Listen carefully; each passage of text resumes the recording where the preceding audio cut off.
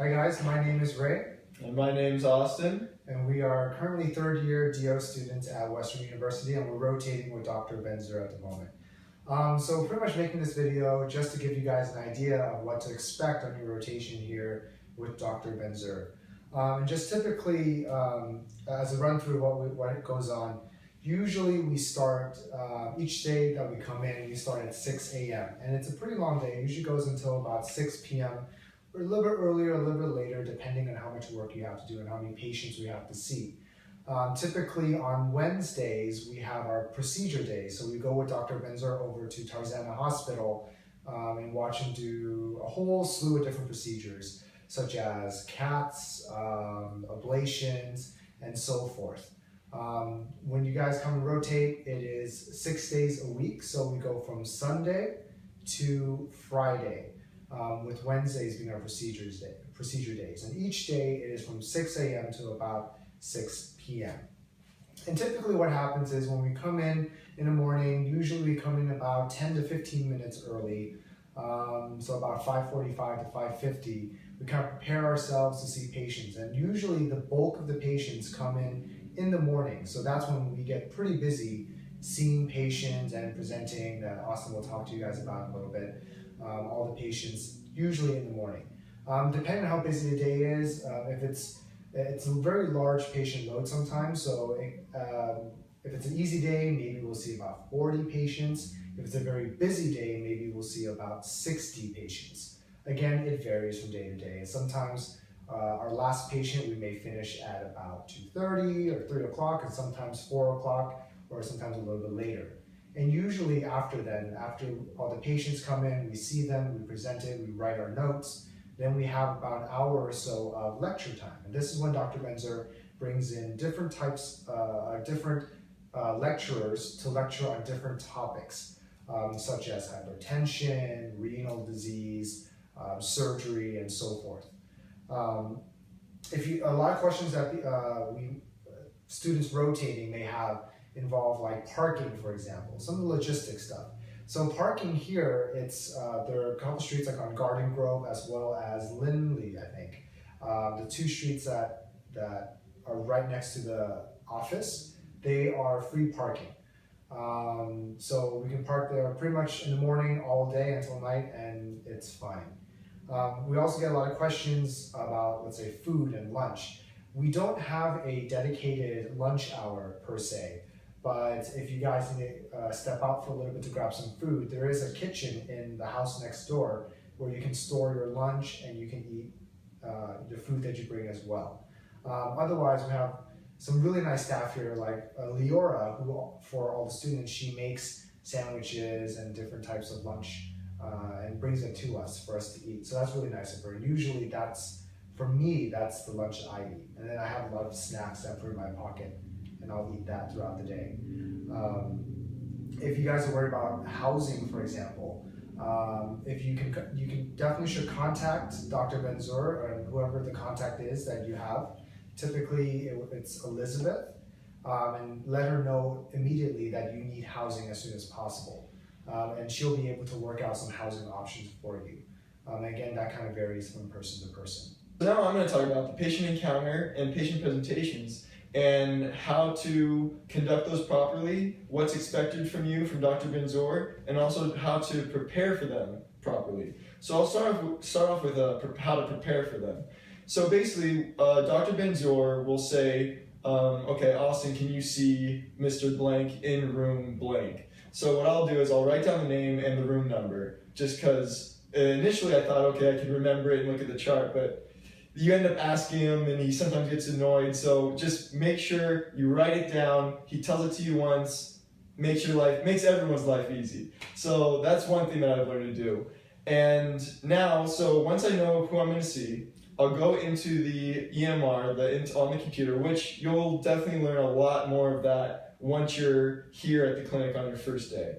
So I'll look up the patient and review their chart. And how we do this is basically you'll look at the HPI and see first what their past medical history is. And that's actually a very important thing that I'll get into a little bit later. but you want to see where they've had an MI in the past, stents placed in the past, possibly a cabbage or any surgical procedures, all cardiac related. It's always the first line of the HPI. So I usually will write that down, and then you'll go into what they came in for their last visit. Maybe it was just a feeling of shortness of breath, palpitations, or sometimes you'll just see the patient frequently presents for an INR check or for blood pressure check. So I'll write down a little note on their last visit, and then you'll go down to their medications. That's usually the next aspect of their chart.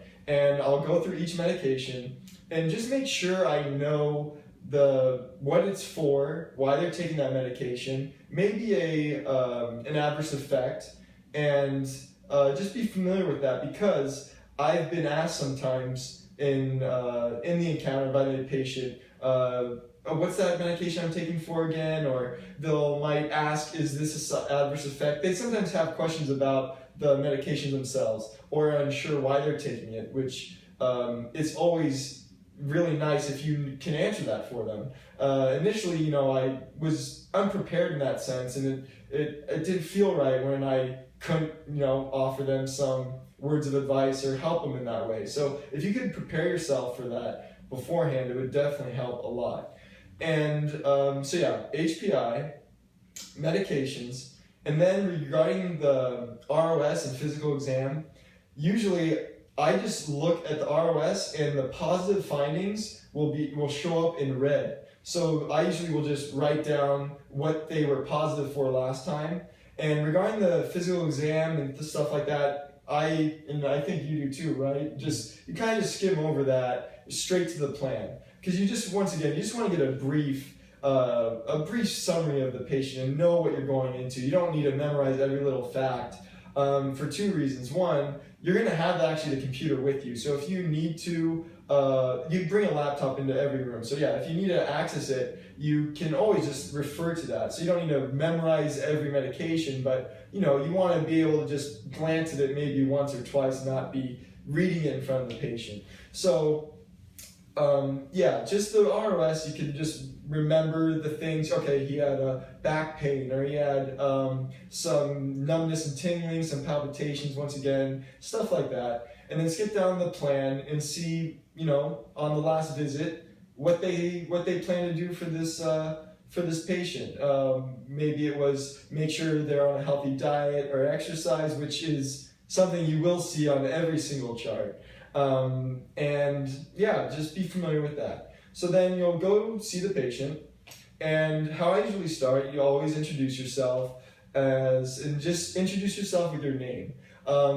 Saying I'm a student doctor blank is actually advised against, because Dr. Ben-Zur has found that some patients can be turned off immediately when they hear they're being seen by a student doctor or a medical student, which was actually surprising, because we go through first 2 years of our training being told always, and make sure you always do it by introducing yourself as student doctor, because you don't want to fool them otherwise. But here you just want to be very warm and nice, and introduce yourself with your name. Hi, I'm Austin. We'll be seeing you today. How are you doing? And just introduce yourself like that. But then other than that, you always want to ask there for their preferred name and stuff that we back on track to things that we've always been taught.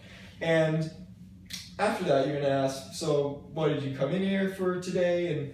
And then follow on naturally with their response. And going from there, if it's, let's say, most commonly, like I said, a follow-up exam, you'll ask them about their symptoms that they presented with previously, and ask if it's improved or gotten worse, and if anything's changed since their last exam.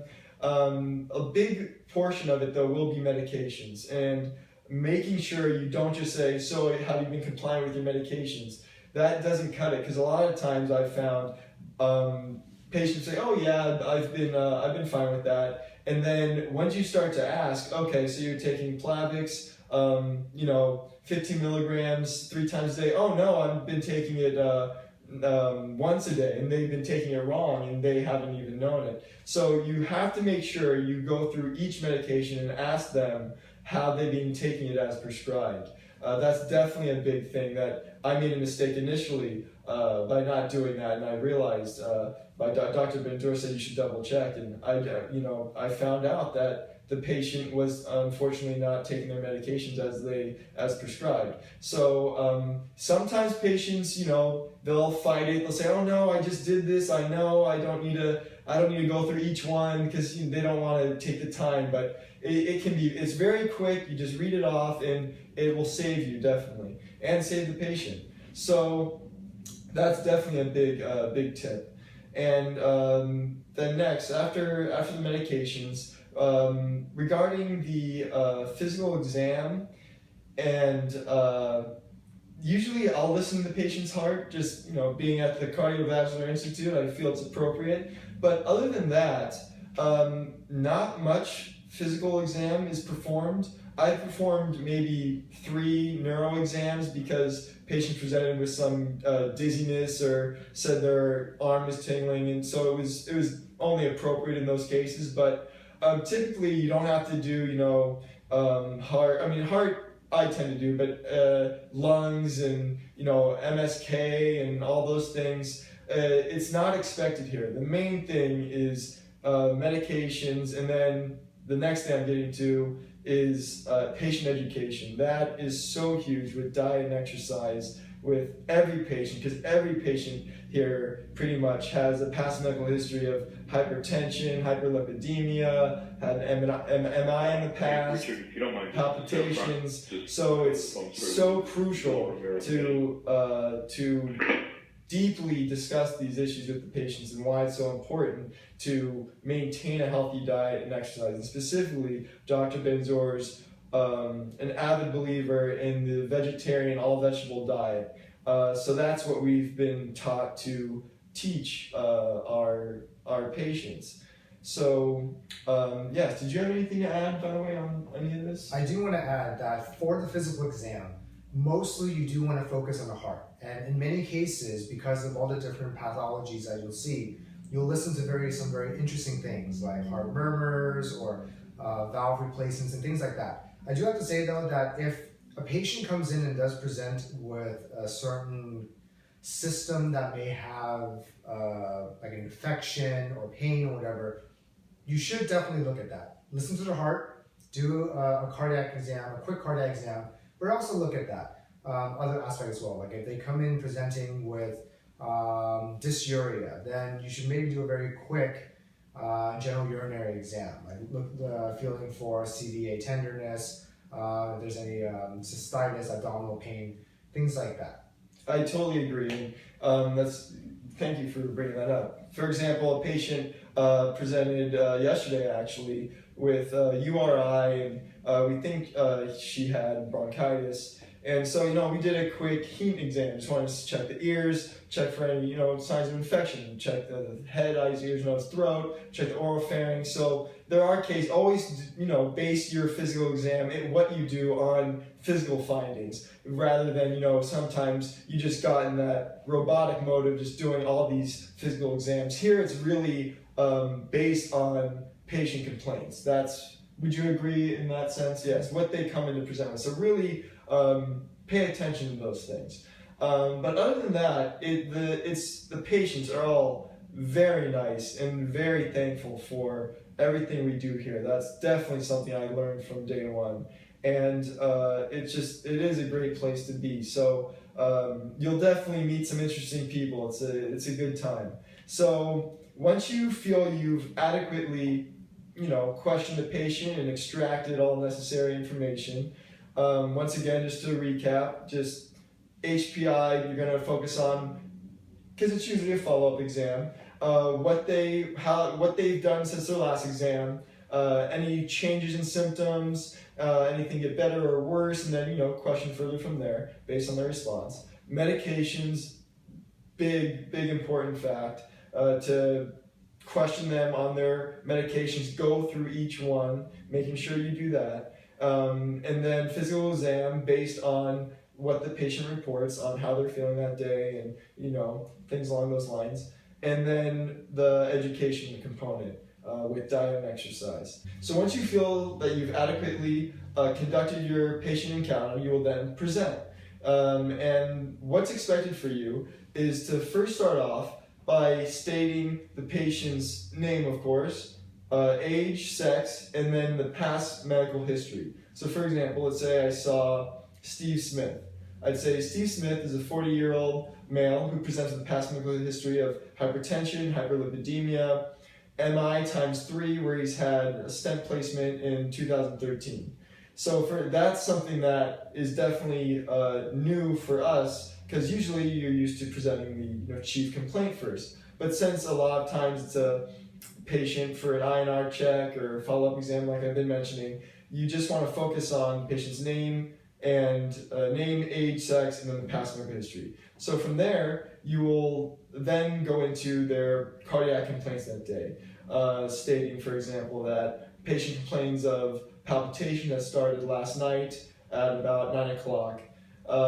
They have been consistent till this morning, no associated symptoms. And then from there, you can go into the medications. And you would mention patient has made no medication changes since the last exam, or if they did, you'd state the specific ones, because sometimes and many times those changes can play a role in things like the palpitations that are presented today, or some other cardiac complaint. So I usually follow in with the medications, their medication regimen.